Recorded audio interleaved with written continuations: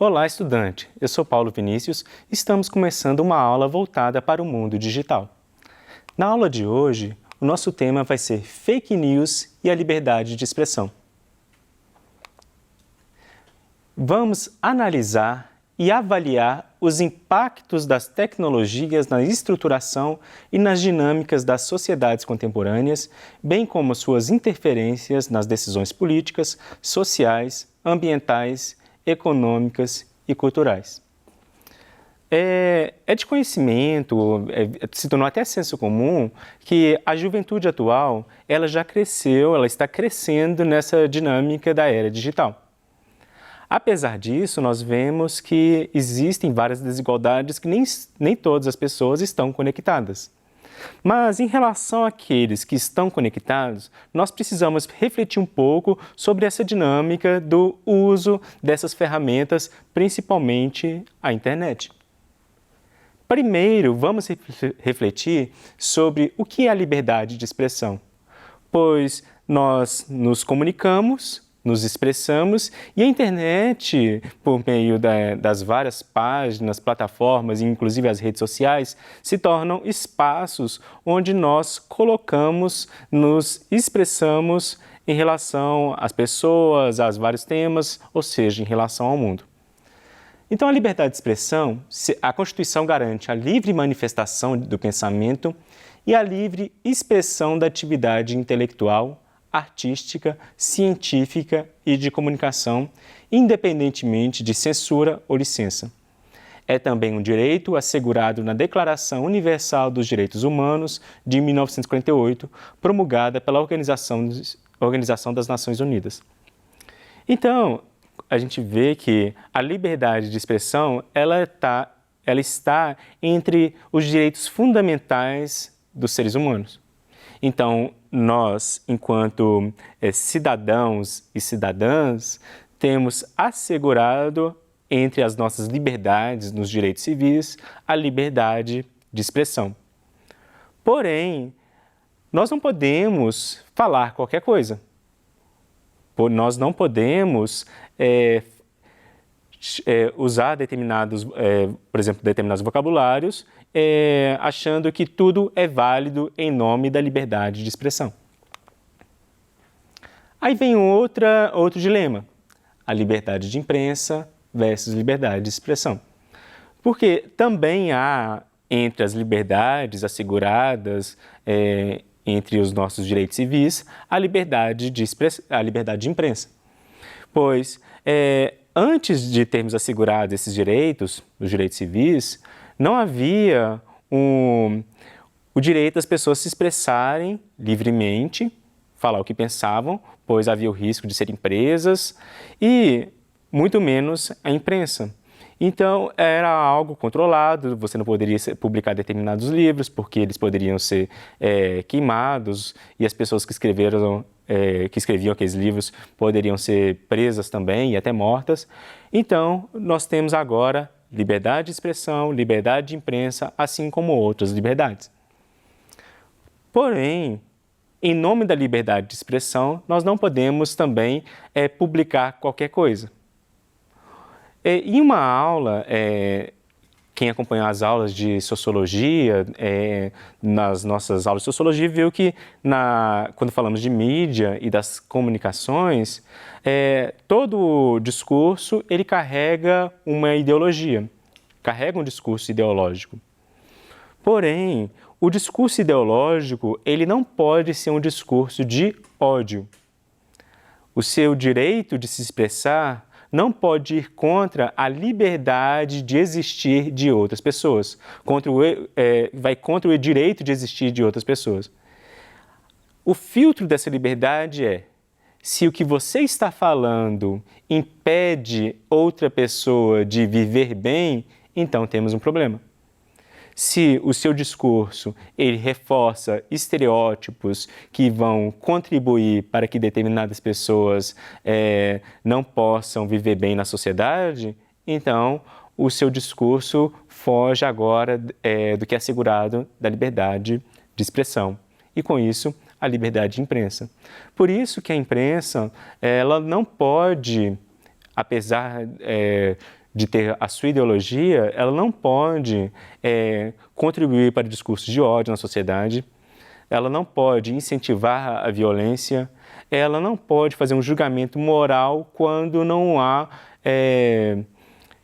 alguém especialista para falar de determinados assuntos. Então, aqui a gente vê que a liberdade de imprensa e a liberdade de expressão, elas necessitam passar por um filtro. Esse filtro é até que ponto o que eu falo contribui ou não para o bem-estar da sociedade em que vivo. E quando eu falo isso, não quer dizer que as pessoas não possam ter divergências ideológicas, mas entre essas divergências não pode ter nada que contribua para o ódio, para as violências, principalmente físicas. A internet, por ser mais difícil de ser controlada, ela se torna esse espaço onde se diz muita coisa, se publica muita coisa e também se torna um espaço para as notícias falsas. Muitos jovens acham que está na internet, pode fazer qualquer coisa, ou seja, uma terra de ninguém. Então ali, muitas pessoas criam os perfis falsos, que são os fakes, para poder destilar ódio em determinadas páginas, em perfis de outras pessoas, nas redes sociais. Então elas usam essas máscaras para poderem destilar ódio e incentivar a violência. Então, para alguns, principalmente numa fase da juventude, acha que isso é apenas mais uma brincadeira. Mas temos que pensar o seguinte: o nosso discurso de ódio, mesmo estando uma conta não oficial, que é um perfil fake, ele também contribui para a disseminação do bullying. Então, quando você cria um perfil fake lá e entra no perfil de um colega para atacá-lo, para zombar da sua aparência física, do seu jeito de ser, então você também está contribuindo para o bullying e é um discurso de violência. Então, a sua liberdade de expressão, ela não cabe aqui, porque o que você está falando não contribui em nada para o desenvolvimento do seu colega e só serve para um ato de violência. Aí você pode pensar, mas não estou agredindo ele fisicamente, mas ali há uma disseminação de uma violência psicológica, uma violência simbólica, é violência da mesma forma. Aí vemos as fake news. Temos os perfis fakes, em um momento os perfis fakes surgiram, ninguém faz nada. Se podem existir pessoas falsas, então começam a surgir também as notícias falsas, as chamadas fake news. Ultimamente tem popularizado esse termo por causa do cunho político que as fake news têm tomado. Mas as fake news, essas notícias falsas, elas existem há mais tempo e elas surgem, inclusive, em situações que aparentemente não causam prejuízo nenhum. Por exemplo, aquelas correntes que as pessoas mandam nas redes sociais, que falam, por exemplo, compartilha determinada imagem porque a pessoa tem câncer e a cada compartilhamento ela vai ganhar alguns centavos. Então, não agrediu ninguém, ninguém ganhou dinheiro, ninguém extorquiu ninguém, mas está perpetuando uma notícia que não é verdadeira. Inclusive, quando fazemos isso, a gente tira o foco das ajudas verdadeiras, ou seja, impede que as pessoas que realmente estão passando por alguma necessidade e precisam de alguma ajuda tenham a visibilidade, porque surgem várias notícias falsas de cunho de doenças, por exemplo, que tiram o foco de quem realmente precisa. Então, você olha, aparentemente não tem nenhum prejuízo, parece ser só uma brincadeira, mas está tirando foco para quem realmente precisa. A gente pode pensar também quando criam notícias falsas falando, por exemplo, questionando o formato da Terra. Então, isso gera uma onda de negacionismo. as pessoas podem falar, foi só uma brincadeira, não acredito que alguém possa acreditar nisso, mas existem pessoas que acreditam e começam a reproduzir determinados discursos e criam uma onda de pessoas que também vão acreditar nisso e também questionar a ciência. Aí daí a gente vê um conceito que a gente chama de negacionismo, porque agora você está aqui negando todo o conhecimento científico. Se você nega todo o conhecimento científico, você contribui, inclusive, para problemas de saúde, porque começa a questionar as vacinas. Se a gente pensar um pouquinho, problematizando, o Brasil era um país referência na vacinação de crianças e por causa de fake news, dessas notícias falsas em torno das vacinas, tem crescido uma geração de crianças que não estão tomando vacinas e, com isso, tem surgido novamente algumas doenças que estavam erradicadas no país. Por exemplo, a paralisia infantil. Então, daqui a uns anos, vamos ver várias pessoas com as sequelas da doença por não terem vacinado na infância. Ou seja, uma vacina simples que toma na infância, por causa de notícias falsas, as pessoas agora estão prejudicando a vida de várias crianças. E com isso a gente pode pensar na atual campanha de vacinação da Covid, da meningite, que são doenças que com a vacina elas são controladas, mas sem a vacina não. E quem tem contribuído para a não vacinação são essas fake news. Por isso que é importante combater as fake news. Se a gente pensar no nosso cenário de país, onde nós temos que zelar pela democracia, logo é importante termos as instituições sociais funcionando, principalmente as instituições do Estado, por meio dos seus ministérios, principalmente saúde, trabalho, educação, e quando colocamos informações falsas, nós estamos impedindo o trabalho de determinados organismos na nossa sociedade. Por isso que a notícia, ela tem que ser, se ela for divulgada, ela tem que ser uma notícia verdadeira. E se você tem dúvida sobre determinadas notícias, o importante é pesquisar. Existem vários canais, existem vários sites que desempenham um papel sério de pesquisar se a notícia é verdadeira ou falsa. Isso é diante da necessidade de explicar o óbvio, ou seja, nós não podemos tratar a mentira como algo verdadeiro. E vivemos uma onda que algumas pessoas gostam de falar de uma pós-verdade, que agora não existe uma verdade, inclusive nos nossos discursos entre os colegas, inclusive nos debates em salas de aula, algumas pessoas, quando se expressam, vocês podem reparar nas falas de alguns colegas de vocês, é um debate, alguns se expressam e falam, mas isso é minha opinião. Essa frase, o é minha opinião, ela é como se fosse um escudo para você falar várias coisas que vão prejudicar outras e falando, olha, você tem que me respeitar porque é minha opinião. Se ampara na liberdade de expressão. Porém, temos que tomar cuidado. Se em sala de aula nós não podemos falar qualquer coisa, porque diante do tema da discussão nós temos que estudar, para ir para um debate, nós não podemos falar qualquer coisa, nós não podemos reproduzir o senso comum, nós temos que ter um embasamento de dados, um embasamento teórico em relação àquilo que estamos falando, ou seja, argumentos científicos principalmente, e quando nós temos dados, nós temos argumentos, nós não precisamos ficar defendendo, olha, isso é minha opinião, porque essa é a defesa para reproduzir vários preconceitos. Então, vamos começar a reparar isso.